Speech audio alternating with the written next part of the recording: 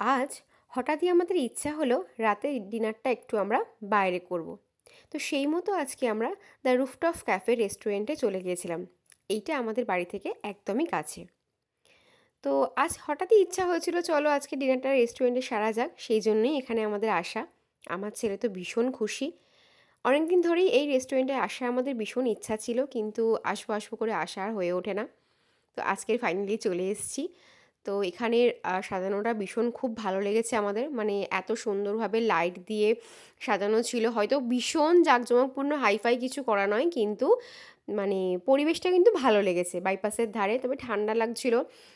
মানে যেহেতু খোলা ছিল, ঠান্ডাটা একটু বেশি লাগছিল আমার ছেলেকে। আমি টুপি পরিয়ে রেখে দিয়েছিলাম ওই জন্য। তো প্রথমে গিয়ে আমরা মেনু কার্ড দেখে আমরা খাবার অর্ডার করে দিয়েছিলাম। তো বসে আমি আর আমার ছেলে একটু গল্প করছিলাম, যেহেতু ওর পছন্দ মতো খাবার সব অর্ডার করা হয়েছে, তো সেই জন্যই একটু বসে ও খুব মজা করছিল। তো প্রথমেই আমাদের স্টার্টারে নিয়েছিলাম হচ্ছে চিকেন ললিপপ।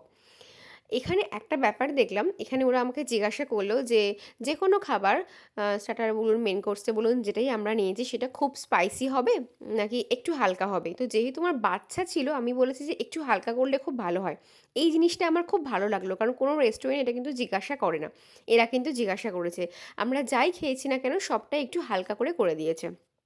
তারপরে স্যালাড চলে এসছে, বাটার তন্দুরি চলে এসছে, আর আর ছিল আমাদের চিকেন মাঞ্চুরিয়ান। চিকেন মাঞ্চুরিয়ানটাও কিন্তু একটু একটু হালকা করে দিয়েছে, ওরা খুব স্পাইসি করেনি। আমার ছেলে তো ভীষণ খুশি খেয়ে।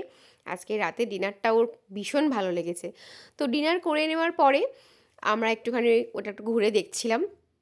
খাবারের কোয়ালিটি কোয়ান্টিটি দুটোই ভীষণ ভালো ছিল, আমাদের তো খুব ভালো লেগেছে। নেক্সট টাইম আবারও পরে যাওয়ার ইচ্ছা রইল। তো আজকে ডিনারটা তো আমাদের জমে গিয়েছিল একদম। তো কেমন লাগলো আমাদের এই ভিডিওটা অবশ্যই জানাবেন। ভালো লাগলে লাইক, কমেন্ট অ্যান্ড শেয়ার করবেন। ভালো থাকবেন, সুস্থ থাকবেন। গুড নাইট, ধন্যবাদ।